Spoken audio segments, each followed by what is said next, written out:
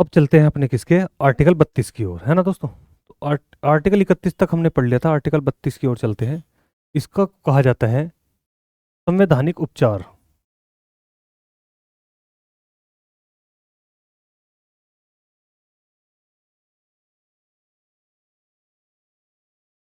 संवैधानिक उपचार, ठीक है, ध्यान रखना। इसके लिए ध्यान रखना, इस आर्टिकल 32 की यदि मैं बात करूं तो डॉक्टर भीमराव अंबेडकर द्वारा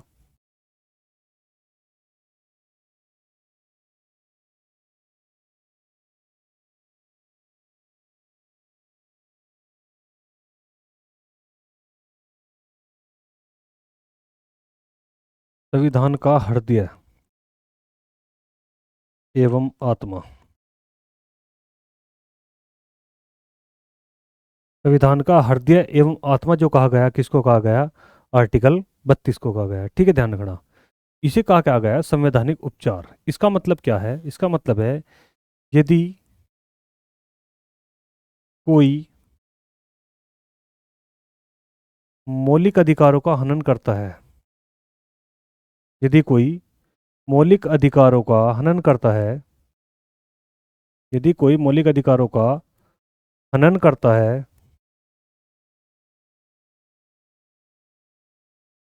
तो हम सीधे सुप्रीम कोर्ट जा सकते हैं, ठीक है, ध्यान रखना। हम क्या है, सीधे कहाँ जा सकते हैं? सुप्रीम कोर्ट जा सकते हैं। यदि कोई क्या करे, हमारे मौलिक अधिकारों का हनन करे, तो ऐसा होगा, है ना, ध्यान रखेंगे। और आर्टिकल 32 को ही संविधान की आत्मा जो कहा था, वो किसने कहा था? डॉक्टर भीमराव अम्बेडकर ने। वैसे संविधान की जो आत्मा है वो प्रस्तावना है। प्रस्तावना को किसने कहा था? तो किसने? डॉक्टर सॉरी पंडित जवाहरलाल नेहरू ने, ठीक है, ध्यान रखना। डॉक्टर भीमराव अंबेडकर ने जो कहा वो आर्टिकल 32 को कहा आत्मा, लेकिन पंडित जवाहरलाल नेहरू ने जो कहा वो किसको कहा? प्रस्तावना को। वो प्रस्तावना पंडित जवाहरलाल नेहरू ने दी थी उद्देशिका के रूप में। यहाँ जो आर्टिकल 32 पर जो विशेष कार्य किया वो किसने करा था? भीमराव अंबेडकर जी ने, ठीक है। तो मेरी बात ध्यान से समझिए, तो सीधे जो सुप्रीम कोर्ट जा सकते हैं वो कितने प्रकार से जा सकते हैं? 5 प्रकार से। 5 प्रकार की क्या होगी? रिट होगी, जिसके अनुसार हम क्या जा सकते हैं? सीधे सुप्रीम कोर्ट जा सकते हैं। ये 5 प्रकार क्या है ये भी आप समझेंगे, बात ध्यान से, ठीक है। जैसे कि मैं बात करूं पहली, बंदी प्रत्यक्षीकरण।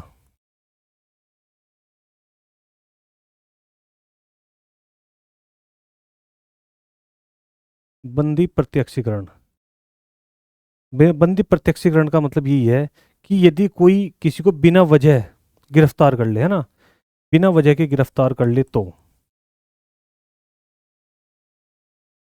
बिना वजह के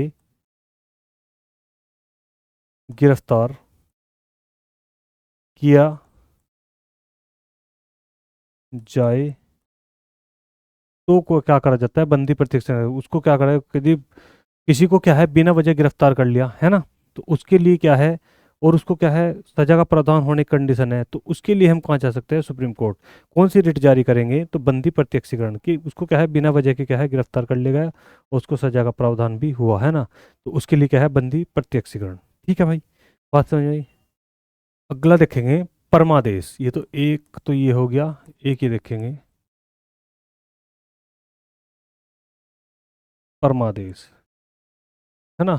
यदि कोई पदाधिकारी, ठीक है, यदि कोई पदाधिकारी क्या है सही से अपना क्या है कार्य नहीं कर रहा है, तो उसके लिए क्या करेंगे? आदेश जारी होंगे न्यायालय से, तो उसको क्या कहा गया? परमादेश। फिर है उत्प्रेक्षण।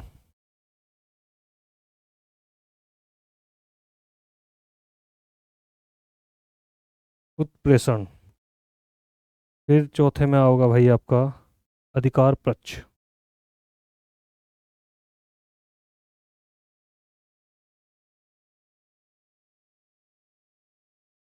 अधिकार पक्ष।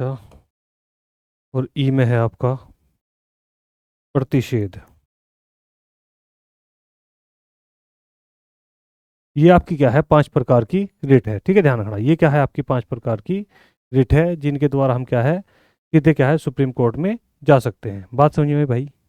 एक एक के बारे में बताओ, यानी कि, है ना, परमादेश क्या है, उत्प्रेक्षण क्या है, अधिकार प्रदान क्या का है ना।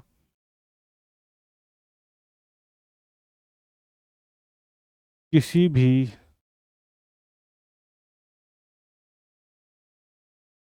किसी भी पदाधिकारी को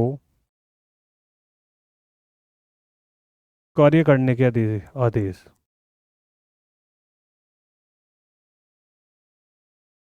बाई किसके द्वारा? कोर्ट के द्वारा, न्यायालय के द्वारा किसी भी अधिकारी को क्या करना है? पदाधिकारी को काम करने क्या दिए जाएंगे? आदेश दिए जाएंगे, उसे क्या बोला जाएगा? परमादेश, है ना। उत्प्रेषण, उत्प्रेषण देखेंगे ध्यान से। यानी कि उत्प्रेषण में है, यही क्या है, निम्न न्यायालय से, निम्न न्यायालय से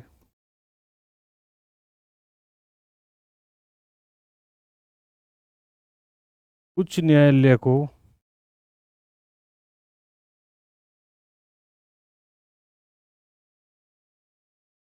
उच्च न्यायालय को वाद, इतना कोई खास।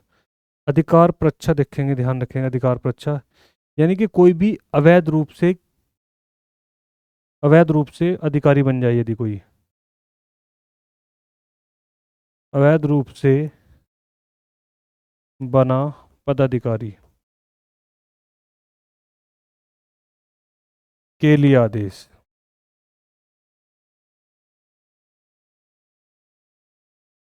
यदि कोई ऐसा व्यक्ति क्या है, पदाधिकारी बन जाए जो उसके लायक नहीं है, तो उसको जो हटाने का जो आदेश होगा कोर्ट के द्वारा, तो उसे हमने क्या बोला? अधिकार परीक्षा, है ना। ध्यान रखना, उसे क्या बोला हमने? अधिकार परीक्षा। प्रतिषेध में है भाई अपना सुप्रीम कोर्ट या हाई कोर्ट क्या करेगा? अधीनस्थ न्यायालय को आदेश देगा।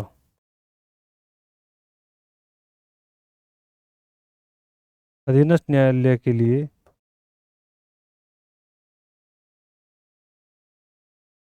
आदेश, है ना। ये सब चीजें क्या है, इसके अंतर्गत है। ये आपको ध्यान रखना है कि आर्टिकल 32 के द्वारा 5 तरह की रिट जारी की जा सकती है, ठीक है, ध्यान रखना बस यही। और आर्टिकल 226 में ये भी है कि उच्च न्यायालय क्या है, छठी एक और रिट जारी कर देता है ना। आर्टिकल 226 में कहा है, रिहंद कुछ करके बोला गया है उसको, है ना, वो चीज़ भी ध्यान रखेंगे। चलेंगे आगे। तो आइए दोस्तों, अब पढ़ेंगे भाग 4, राज्य के नीतिदेशक तत्व, है ना। भाग 3 कंप्लीट हो चुके हैं, आप उनको अनुच्छेद को ध्यान से समझते हुए चलेंगे, ठीक है ना। उसको कंप्लीट रखेंगे। तो भाग 4 में देखें राज्य के नीति निर्देशांक तत्व, यानी कि राज्य के लिए इसमें एक चीज, एक मेन पॉइंट है, इसको समझेंगे। इसका जो संबंध है, ध्यान रखना, इसका जो क्या है संबंध है, वो किससे है? तो वो ध्यान रखना, वो है गांधीवादी विचारधारा। गांधीवादी विचारधारा, ये चीजें आप खासकर ध्यान रखना, क्योंकि गांधी जी का इसमें कोई भी रोल नहीं है पूरे संविधान में, ना कोई सदस्यता में, ना लेकर किसी अध्यक्ष को। लेकिन ध्यान रखना, जो गांधीवादी विचारधारा थी वो इसके अंतर्गत ही है, किसके अंतर्गत? भाग 4 के अंदर, जिसे राज्य की निर्देशांक तत्व कहा गया। तो लिए कहाँ से गए हैं ये? लिए गए, तो लिए कहाँ से गए हैं? क्योंकि सब चीज़ क्या है, भारत में जो अधिकतर चीज़ क्या है जोड़ी हुई है। तो लिए गए कहाँ से है? तो आयरलैंड से। कहाँ से भाई? आयरलैंड से। यदि मैं इसकी एक पॉइंट और करूँ, आर्टिकल अनुच्छेद कहाँ से कहाँ तक है? अनुच्छेद 36 से अनुच्छेद 51 तक, ठीक है, ध्यान रखना, अनुच्छेद 36 से 51 तक। मैं कोशिश करूंगा कि आपको इम्पोर्टेंट ही पढ़ाऊँ, वैसे देखेंगे जैसे भी होगा, है ना। लेकिन इंपॉर्टेंट का खासकर ध्यान रखना, जो अनुच्छेद क्या है इंपॉर्टेंट है, जो रिपीटेड है या क्वेश्चन जो है ज़्यादातर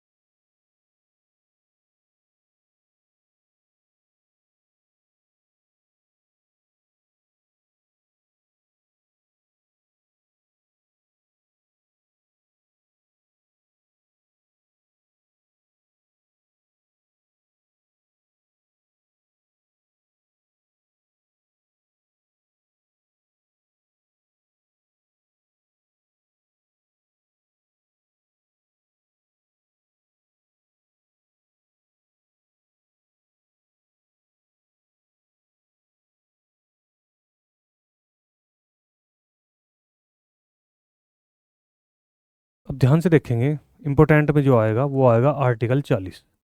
ये मोस्ट इम्पोर्टेंट है, इसको तो खास कर ध्यान रखना भाई।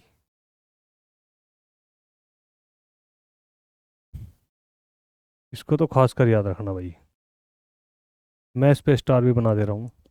ये आपके लिए बहुत ज़्यादा इंपॉर्टेंट है, ठीक है, ध्यान रखना भाई इसका, आर्टिकल 40 का। इसका क्या है, इसमें क्या है, इसमें है ग्राम पंचायतों का गठन। ग्राम पंचायतों का गठन किस आर्टिकल के तहत, आर्टिकल 40 के तहत, ठीक है, ध्यान रखना। ग्राम पंचायतों का गठन, सबसे पहले जो ग्राम पंचायत बनी थी वो कहाँ पर बनी थी, तो ध्यान रखना वो कहाँ पर भाई, नागौर राजस्थान में। खासकर ध्यान रखें, सबसे पहले ग्राम पंचायत जो बनी थी कहाँ पर बनी थी, नागौर राजस्थान में, 2 अक्टूबर को बना दी गई थी, ठीक है। ये भी गांधीवादी विचारधारा से ही क्या है, इसको जोड़ा जाएगा, ठीक है। ऐसी ध्यान रखना, कौन सा, 44, खासकर ध्यान रखना, आर्टिकल 44। समान आचार संहिता, समान आचार संहिता, ठीक है। समान आचार संहिता को याद रख सकते हो, समान है दोनों, है ना, दोनों क्या है, समान है। आचार संहिता, समान आचार संहिता, है ना, ये चीज ध्यान रखना किसके अंतर्गत है, आर्टिकल 44 के अंतर्गत है ना। बात समझिए भाई, समान आचार संहिता का मतलब समझ गए, नहीं समझ में आया तो बात समझो ध्यान से। इसका मतलब यही है कि समान आचार संहिता में देखो ध्यान रखना,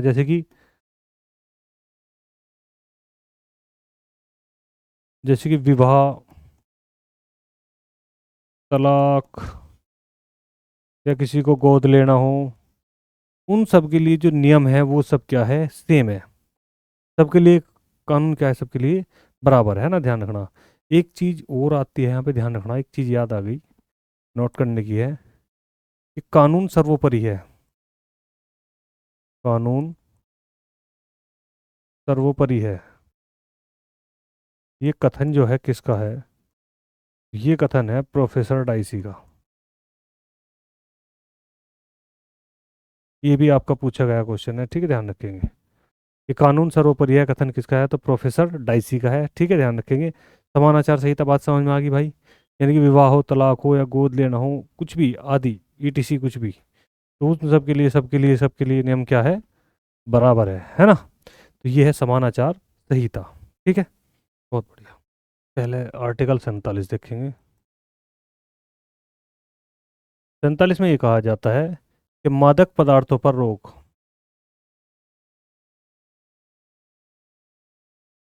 पदार्थों पर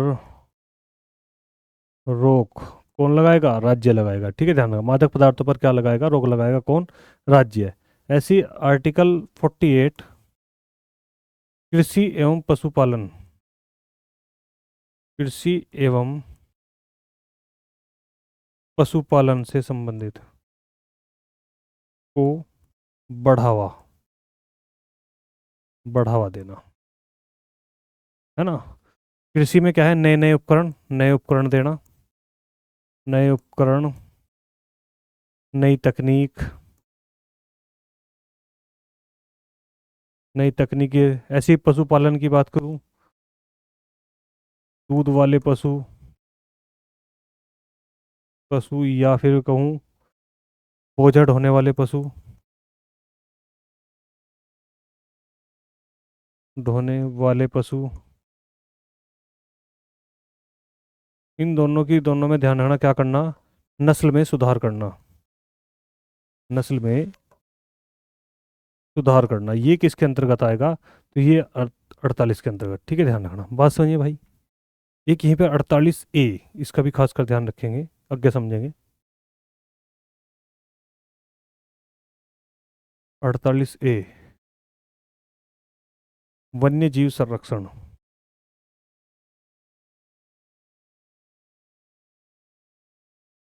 वन्य जीव संरक्षण, ठीक है, ध्यान रखना इसका भी। तो 48A में क्या है, वन्य जीव संरक्षण, ठीक है। ए लिख रहा तो मतलब समझ गए होंगे, है ना। ए लिखने का मतलब क्या है, जोड़ा गया, जोड़ा कब गया, तो वही वो 42वां संविधान संशोधन 1976 द्वारा, ठीक है, ध्यान रखना, या वन्यजीव संरक्षण 1976, इसका पूरा नाम, ठीक है। जोड़ा गया है किसमें, नीति निर्देशक तत्व में 48A को क्या करा गया, जोड़ा गया। अगला आर्टिकल समझेंगे ध्यान से, 50। आर्टिकल 50। आर्टिकल 50 में ये कहा गया कि न्यायपालिका और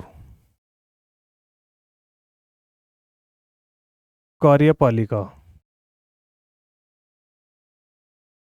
ठीक है, न्यायपालिका मतलब यानी कि यही अपना सुप्रीम कोर्ट या फिर मैं बोल लूँ हाई कोर्ट, या फिर मैं बोल सकता हूँ अधीनस्थ न्यायालय,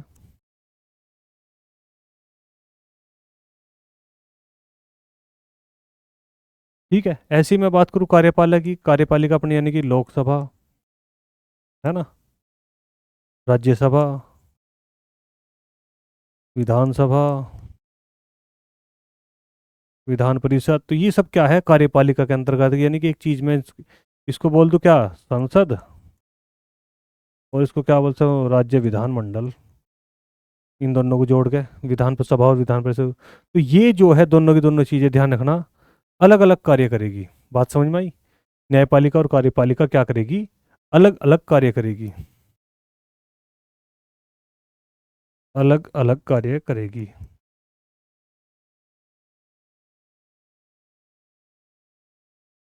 है ना। पेपर में ऐसे पूछा पृथक्करण, ऐसे लिखा हुआ होगा एक शब्द बस, पृथक्करण,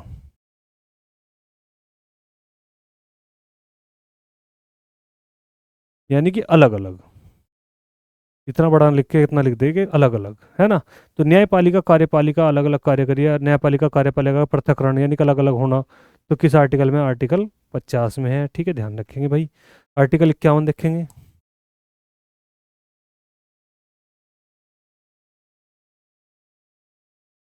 आर्टिकल 51, इसमें लिखा हुआ है अंतर्राष्ट्रीय शांति सुरक्षा, अंतर्राष्ट्रीय शांति सुरक्षा बनाए रखना, है ना। हमारे जो संबंध है अंतर्राष्ट्रीय स्तर पर, उसमें क्या है, शांति सुरक्षा बनाए रखना। जितनी भी राष्ट्रीय इमारतें हैं, है ना, ध्यान रखना, इमारतें हैं जो राष्ट्रीय हैं, राष्ट्रीय इमारतें, चिन्ह है, प्रतीक चिन्ह है ना, राष्ट्रीय राष्ट्रीय चिता, जितनी भी चीज़ें हैं अंतर्राष्ट्रीय स्तर पर, तो उन सब की क्या है, सुरक्षा करना हमारा क्या है, कर्तव्य है। और उसके अनुसार ही क्या है, अंतर्राष्ट्रीय स्तर में क्या है, शांति बनाए रखना, किसी से मतभेद नहीं करना, युद्ध न करना, ये सब चीज़ें क्या है आर्टिकल 51 के अंतर्गत आती है। बात समझ में आ गई भाई? बहुत बढ़िया, आनी भी चाहिए। तो आगे देखेंगे, मैंने बताया था कि ये क्या है 36 से 51 तक, ये रहा, है ना। तो आर्टिकल कहाँ से 36 से 51 तक, ये हमने क्या कर लिए भाई, कंप्लीट कर लिया, है ना। इसके बाद क्या है, यहीं पे ध्यान रखना, 51A,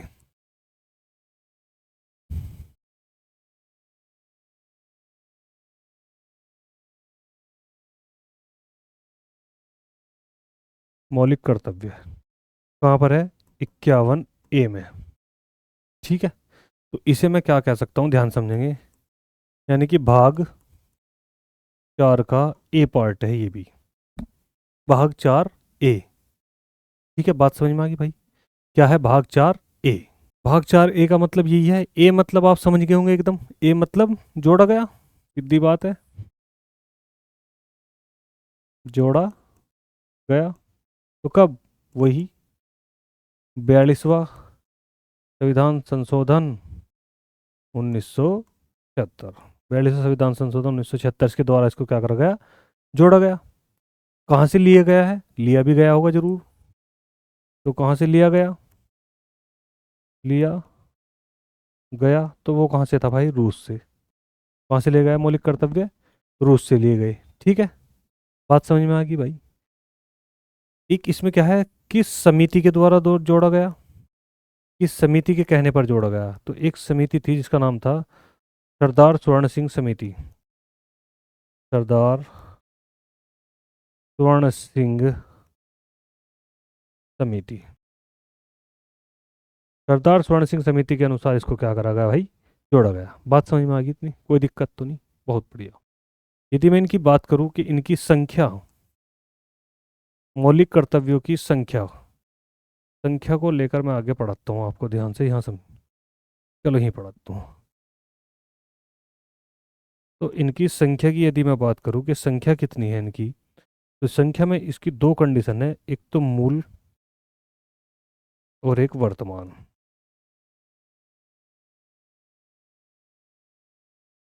ठीक है। यदि मैं मूल की बात करूँ तो मूल में कितनी थी 10 और वर्तमान में कितनी है 11। ठीक है, ध्यान रखना। मूल में कितनी थी 10, वर्तमान में कितनी है 11। ठीक है। दूसरा, ये चीज ये ध्यान रखना, मूल संविधान में नहीं थे। मूल संविधान में नहीं थे, है ना। यानी कि क्या करा गया था ना, जोड़ा ही तो गया था, ये चीजें ध्यान रखे। तो क्वेश्चन आपसे इस तरीके से ही पूछा जा सकता है कि मूल संविधान में कितने मौलिक कर्तव्य थे। मूल संविधान में यानी कि जब संविधान लिखा गया था, यानी कि 26 नवंबर को जब तैयार हो गया था पूरी तरह संविधान, तो उस समय की आपसे कंडीशन पूछी जा सकती है कि उस समय जो थे वो कितने थे। तो मूल संविधान में कितने थे भाई, कोई नहीं थे, है ना। क्योंकि ये वो क्या है, उसको कब तैयार कर दिया गया था, तो आप ध्यान रखें इस डेट को भाई, 26 नवंबर 1949। ये खासकर ध्यान रखें कि अब संविधान जो है यहाँ बिल्कुल तैयार हो चुका था, इसमें कोई कुछ नहीं गुंजाइश रही थी। लेकिन इसमें पूछा जाओगा आपके कि मूल संविधान में, तो मूल संविधान मतलब 1949 में नहीं, ये कब आए, ये तो 1976 में आए। तो इस चीज का खास कर ध्यान रखना आपको कि मूल संविधान में कितने मौलिक कर्तव्य थे। तो मूल संविधान में कोई भी मौलिक कर्तव्य नहीं था। ये कब से आई, 1976 से, है ना। किस संविधान संशोधन द्वारा जोड़ा गया, तो 42वें संविधान संशोधन द्वारा इनको क्या करा गया, जोड़ा गया। किस समिति के द्वारा जोड़ा गया, तो सरदार स्वर्ण सिंह समिति के कहने पर इसको क्या करा गया था, जोड़ा गया था। बात समझ में आ गई भाई। ये संख्या भी आपसे पूछी है कि इनकी पहले संख्या कितनी थी, तो कितनी थी 10। वर्तमान की ही पूछी जाएगा वैसे तो, कि वर्तमान में मौलिक कर्तव्य संख्या कितनी है, तो कितनी है 11। कितनी है 11, बहुत बढ़िया, है ना, ध्यान रखेंगे। भाग कौन से हैं, भाग 4A में है। ठीक है।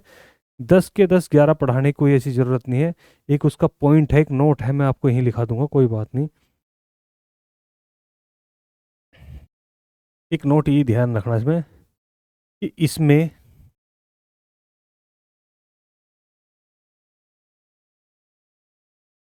राष्ट्रीय गीत का जिक्र नहीं हुआ है।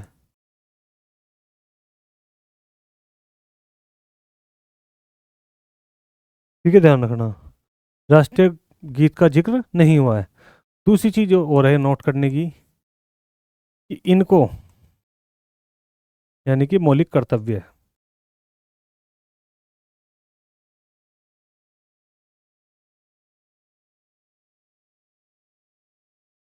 मौलिक कर्तव्य,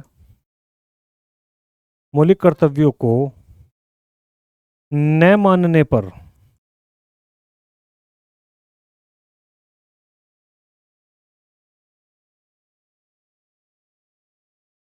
कोई भी सजा का प्रावधान नहीं है, है ना। आप इनको मानो या ना मानो कोई फर्क नहीं, यानी कि इसके अनुसार इसका मतलब ये है, मानने का मतलब यहाँ ये है कि आप उस चीज को करो या ना करो वो आपका डिपेंड, लेकिन किसी दूसरे को उससे हानि ना हो, ये चीजें आपको खासकर ध्यान रखनी। जैसे मैं कहूँ, सीधी बात है कि राष्ट्रीय गान चल रहा हो किसी स्कूल में और आप वहां से जा रहे हो, यदि आप खड़े हो जाओ देश के सम्मान के लिए तो बहुत अच्छी बात है, लेकिन आप नहीं भी खड़े होते तो भी कोई दिक्कत नहीं, आप सीधे निकल जाए तो भी दिक्कत नहीं। पर ऐसा नहीं है कि कोई कर रहा कि उसे डिस्टर्ब करे, तो दिक्कत हो सकती है ना। तो आप उससे स्वयं से कुछ करें या ना करें उससे कोई फर्क नहीं पड़ता। जैसे पहले ही कहा गया है कि उसमें राष्ट्रीय आदर्शों, आदर्श जैसे कि राष्ट्रीय गीत, है ना, उसमें राष्ट्रीय गीत का जिक्र नहीं हुआ, लेकिन राष्ट्रीय गान के लिए लिखा हुआ है, राष्ट्रीय गान, राष्ट्रीय ध्वज, है ना। आप 26 जनवरी को अपने घर पर तिरंगा लहराए या ना लहराए उससे कोई प्रभाव नहीं पड़ता। लेकिन यदि कोई लहरा रहा है और उसको आप प्रॉब्लम कर दोगे तो आपके लिए प्रॉब्लम खड़ी हो जाएगी। तो इसका कहने का मतलब कि यही है कि मौलिक कर्तव्यों को न मानने पर कोई भी सजा का प्रावधान नहीं है। यदि आप अपने आप से नहीं मानते तो कोई दिक्कत नहीं है, आप आपके मन में नहीं है। लेकिन यदि किसी दूसरे को परेशान उसके लिए कर दोगे या किसी दूसरे को उससे दिक्कत होगी, आपके किसी चीज़ के ना करने से किसी दूसरे को अगर कोई दिक्कत है तो फिर उसके लिए तो प्रावधान है ना, ध्यान रखना। बात समझ में आई भाई। ये था आपका क्या, मौलिक कर्तव्य है। ठीक है, अच्छे से बात समझ में आ गई, बहुत बढ़िया। संख्या को लेकर भी देखो, मैं संख्या से बात करूँ, यदि संख्या को लेकर भी आपका डाउट क्लियर कर दूँ, है ना। जैसे कि मैंने बात कही थी कि पहले कितनी थी, तो कितनी थी 10, यानी कि जब लागू की गया था ये, जब ये जोड़ा गया था, जब जोड़ा गया, जब कितनी संख्या थी 10। और वर्तमान की यदि मैं बात करूं, तो वर्तमान में कितनी है भाई 11। तो वो 11वीं क्या है, 11वीं वही है, मैं आपको बता रहा, 6 वर्ष से 14 वर्ष के बच्चे को निशुल्क शिक्षा। तो आपने कहा 10 थे 11 है, तो जोड़ा गया होगा एक भी। इस जोड़ने का मतलब है क्या है, वही 86वां संविधान संशोधन 2002, है ना, ध्यान रखना। ये पूछा जाए कि 11वां कब जोड़ा गया, किस संविधान संशोधन द्वारा जोड़ा गया, तो 86वां संविधान संशोधन 2002 द्वारा जोड़ा गया। जिस समय प्रधानमंत्री कौन थे, अटल बिहारी वाजपेयी थे। ठीक है, ध्यान रखना। बात क्लियर होगी, बहुत अच्छी बात है, आपकी क्लियर हो जानी चाहिए। एक एक पॉइंट को आप क्या है पूरे ध्यान से समझते हुए चलिए, कोई दिक्कत नहीं आने वाली आपको। ठीक है भाई, एक एक पॉइंट आपका क्लियर होगा एग्जाम में, या आप जब भी प्रीवियस लगाएंगे आपको लगेगा कि आप वास्तव में आप क्या है पढ़ रहे हैं फिलहाल, और जो पॉइंट टू पॉइंट हमसे पूछे जा रहे हैं पेपर में वो भी यही है। बस लैंग्वेज का पढ़ना है, वो कैसे, वो हम प्रीवियस से सीख रहे हैं कि वो किस तरीके से हमारा क्वेश्चन पूछ रहा है आर्टिकल को लेकर। बात समझ में भाई, डाउट क्लियर, बहुत अच्छी।